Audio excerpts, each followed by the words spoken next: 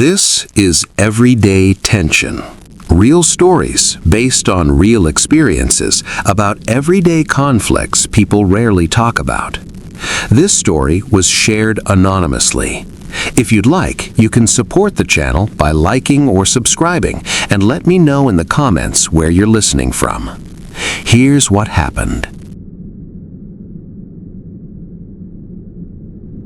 It started with Clara crying in my kitchen. That's what I remember most. Not the big conversations, not the medical talk later. It was a Tuesday afternoon, and she was just sitting at my table, her hands around a mug of tea she wasn't drinking, and she was crying without making a sound. The tears were just rolling down her face. She'd just come from another doctor's appointment. Another dead end. They told her, definitively, that using her own eggs wasn't an option. It was over.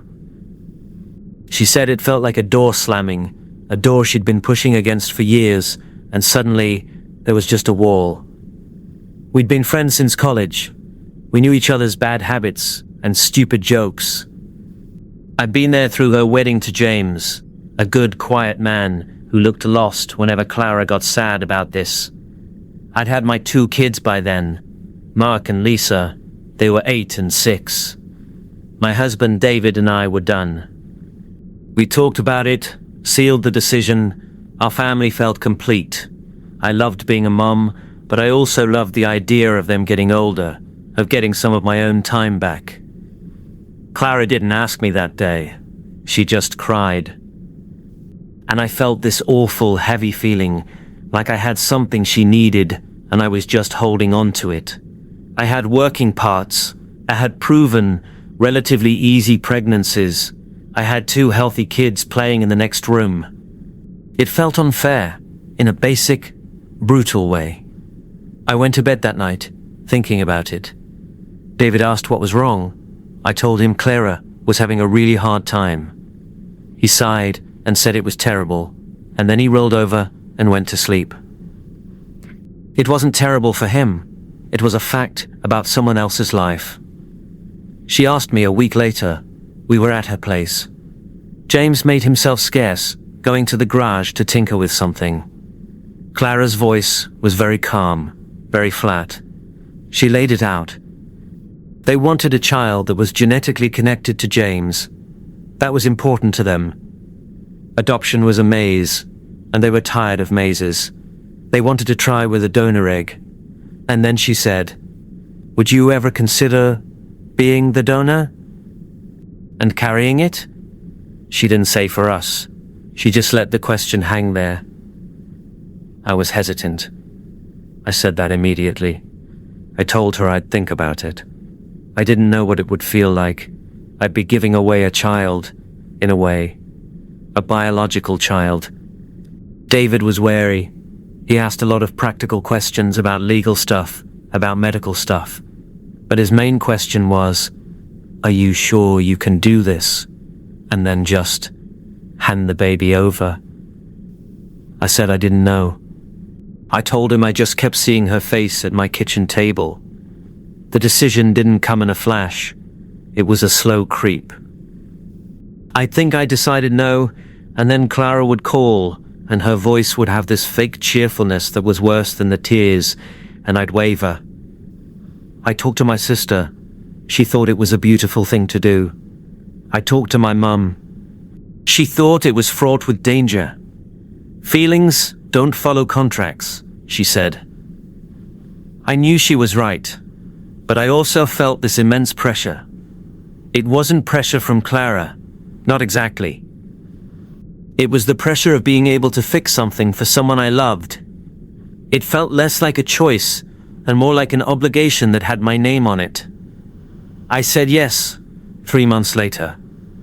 We were all very adult about it. We drew up legal agreements. I was a gestational carrier and an egg donor. The baby would be Clara and James's, legally, from birth. My name would be on the original birth certificate as the mother, but they would do a second parent adoption, or whatever the legal step was, immediately after. We agreed we would tell the child, eventually, when the time was right. Clara and James were adamant about that. They said they didn't want lies. They said they'd tell her when she was old enough to understand. I believed them. It felt manageable, a thing we would handle, carefully, down the road. The pregnancy was harder than mine had been. I was older. I was tired. My kids asked why I was so tired all the time. We told them Mummy was helping Aunt Clara grow a baby in her tummy, because Aunt Clara's tummy was broken. They accepted it. Kids do. David was supportive but distant. He'd rub my feet, but he'd sometimes look at my belly with a confused expression, like he wasn't sure what was in there. Clara was over the moon. She came to every appointment. She held my hand during the ultrasounds. She cried when we heard the heartbeat. It was her joy that got me through the nausea and the back pain. I was doing this for that joy. I had to keep reminding myself. Bella was born on a rainy April morning. Clara was in the delivery room with me, David waiting outside. James was pacing the hall. When Bella came out and they put her on my chest for a moment, it was strange. She was a beautiful, squalling thing. I felt the rush of hormones, the protectiveness, but it was immediately followed by a sense of detachment, like I was holding someone else's precious package. I looked at Clara's face. She was weeping, her hands over her mouth, pure awe. I handed Bella to the nurse, who cleaned her up and gave her to Clara. That was the moment. Clara held her, and James came in, and they were a family. I just felt sore and very, very tired. Recovery was physical. I went home to my family. Clara and James brought Bella over a week later. It was awkward. I held her, and she was just a baby. A little stranger. My milk came in, which was a brutal, painful reminder of what my body had just done. I had to bind my chest. It felt like a punishment. Clara sent photos every day. I smiled at them. They showed my kids their cousin. We settled into a rhythm. I was Auntie. I held her at gatherings. I gave her bottles sometimes. I bought her birthday presents. She called me Auntie Sarah. She called Clara Mum. My kids knew. We talked about it openly at home. They knew Bella was genetically their half-sister. They didn't make a big deal of it. It was just a fact. Yeah, Bella's from Mum's egg, and Uncle James, Mark would say, if it ever came up with friends, matter-of-factly. It was no stranger than anything else in their world. I was proud of that. I thought we'd handled it well. Years passed. Bella grew. She was a bright, sometimes moody kid. She had Clara's love of art and James's stubborn streak. Our families were close. We had barbecues, spent Christmases together. I watched Clara be a mother, a good one, patient, involved. Bella went through a phase around 12 where she and Clara fought constantly. Normal stuff, about clothes, friends, screen time. I'd listen to Clara vent about it over coffee, and I'd feel a quiet, guilty sense of relief. That wasn't my problem. I got to be the fun aunt who took her for ice cream and handed her back. But sometimes, I'd catch Bella looking at me. It wasn't a strange look, just a long one. Once, when she was about 14, she said, "You're so much calmer than my mum." I laughed it off. I said, "That's because I'm not your mum. I don't have to worry about your grades." She smiled, but the look stayed in her eyes for a second. There were little things. I paid for my kids' college. Clara and James struggled more financially. James's business had ups and downs. My kids got nice cars when they turned 16. Used, but nice. Bella got Clara's old sedan. I didn't think much of it. That was just our different situations. We went on family vacations to Hawaii. Clara's family went camping. Again, just different paths. I never flaunted it. I tried to be sensitive. But the differences were there. When my daughter Lisa got married, we had a beautiful wedding. It was expensive. David and I were in a good place financially, and we wanted to give her that day. Bella was a bridesmaid. She was 22. She looked beautiful. But at the reception, I saw her sitting alone for a minute, watching Lisa and my husband dance. She had an expression I couldn't read. Not sad, exactly. Thoughtful, heavy. I went over and asked if she was okay. She just said, "Lisa's really lucky." I patted her shoulder and said, "Your day will come, and it'll be just as beautiful." She nodded and looked away. Then Mark got married 2 years later. Another wedding, another big party. We paid for that one too. Bella was there with a boyfriend. She seemed fine. She hugged me, congratulated me. Everything seemed normal.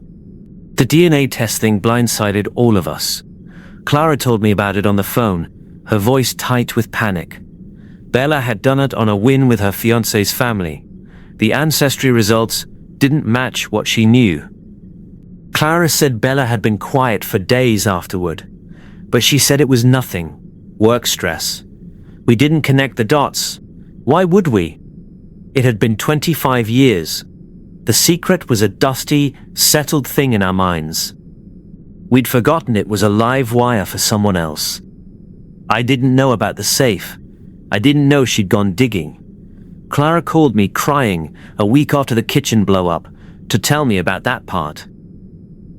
Bella had suspected, then went looking for proof. She found it. The photo. I'd forgotten that photo even existed. It was Clara holding my hand in the hospital, me pale and exhausted, smiling. A moment of pure love between friends, now a piece of evidence. The day it happened, the day everything blew open, was so ordinary up until it wasn't. We were at Clara's, helping with wedding prep for Bella's wedding. It was supposed to be in 3 months. We were talking about centerpieces and caterers. Clara was stressed about the cost. James was trying to help, but mostly getting in the way. Bella was in and out on her phone, making calls. Clara and I were in the kitchen making sandwiches. We were talking about my kids, about how fast time goes.